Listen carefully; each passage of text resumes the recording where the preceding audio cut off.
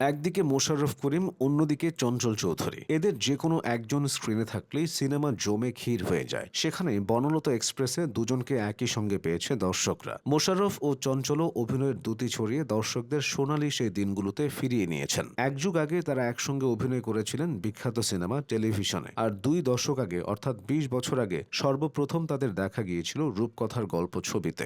সময় বদলেছে, দুইজনের শরীরে পড়েছে বয়সের ছাপ, তবে কারো অভিনয়ের ধার এতটুকু কমেনি। মোশাররফ করিম এবং চঞ্চল চৌধুরীর রসায়ন শুধু সংলাপের আদান প্রদান নয়, এটি দুই শক্তিশালী অভিনেতার নিজেদের ছাড়িয়ে যাওয়ার লড়াই। 2006 সালে তৌকির আহমেদের রূপকথার গল্প দিয়ে যে যাত্রা শুরু হয়েছিল তা 2013 সালে মোস্তফা সরোয়ার ফারুকীর টেলিভিশনে এসে এক কালোজয়ী রূপ নেয়। টেলিভিশন সিনেমায় সোলাইমান আর মজনু চরিত্রে তাদের যে পিঠাপিঠি অভিনয় তা বেশ প্রশংসিত হয়েছিল। একদিকে সহজ সরল জীবনের প্রতিফলন, অন্যদিকে আধুনিকতার সাথে লড়াই। এটা কেবল এই দুই জাত অভিনেতার পক্ষেই ফুটিয়ে তোলা সম্ভব ছিল। এখন তানিম নূরের হাত ধরে ট্রেনের বগিতে সেই পুরনো জাদুকরী মুহূর্তগুলো ফিরিয়ে আনা হয়েছে। হুমায়ুন আহমেদের গল্পের সেই চিরচেনা আভিজাত্য আর এই দুই মহারথীর দাপট সব মিলিয়ে আলোড়ন তৈরি করেছে বনলতা এক্সপ্রেস। এই 3 সিনেমার বাইরেও মোশাররফ ও চঞ্চল জুটির দাপট দেখা গেছে, তবে সেটা হয়েছে ছোট পর্দায়। সালাউদ্দিন লাবলুর হারকিপ্টে বা সাকিন সারিসুরির মতো নাটকে তাদের গ্রামীণ জীবনের নিখুঁত অভিনয় এখনও দর্শকদের কাছে অমলিন। এই জুটি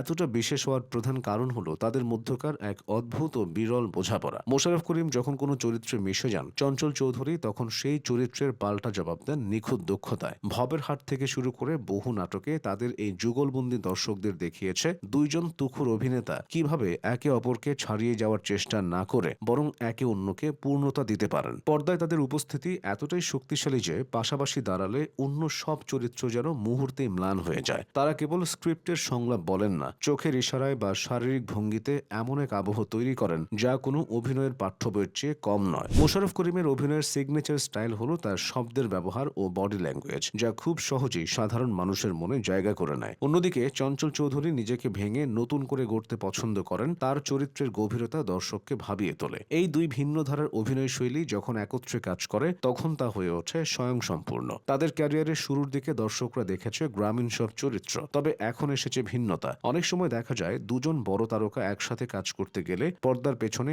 ইগোর লড়াই শুরু হয়, কিন্তু মোশাররফ চঞ্চল জুটির ক্ষেত্রে ঘটেছে ঠিক উল্টোটা। তারা একে অপরকে পূর্ণতা দেন, একজন যেন অন্যজনের অভিনয়ের দর্পণ। 2026-এর ঈদ উল ফিতরে বনলতা এক্সপ্রেস সিনেমাটি তাই মোশাররফ চঞ্চল ভক্তদের জন্য এক মহোৎসব। এই সিনেমায় মোশাররফ করিমের গণিতবিদ চরিত্র আর চঞ্চল চৌধুরীর রহস্যময় উপস্থিতির রসায়ন নতুন এক কৌতূহল সৃষ্টি করেছে। রূপকথার গল্প থেকে বনলতা এক্সপ্রেস, এই 2 দশকের পথচলায় তারা দেখিয়েছেন কিভাবে চরিত্রকে নিজের করে নিতে হয় এবং কিভাবে একে অপরের প্রতি শ্রদ্ধা রেখে পর্দার দাপট বজায় রাখতে হয়। তাদের এই অবিস্মরণীয় রসায়ন আগামী প্রজন্মের অভিনয় শিল্পীদের জন্য প্রেরণা হিসেবে কাজ করে। এই জুটির প্রতিটি কাজই প্রমাণ করে যে আসল অভিনয়ের কদর এখনো আছে। মানুষ এখনো পয়সা খরচ করে মোশাররফ করিম ও চঞ্চল চৌধুরীদের কাজ দেখে, এরপর তৃপ্তির ঢেকুর তোলে। মোশাররফ করিম ও চঞ্চল চৌধুরীর এই জুটি দেশের বিনোদন জগতের এক মাইল ফলক। বনলতা এক্সপ্রেসের মাধ্যমে এই জুটিটা আরও নতুন উচ্চতায় পৌঁছেছে।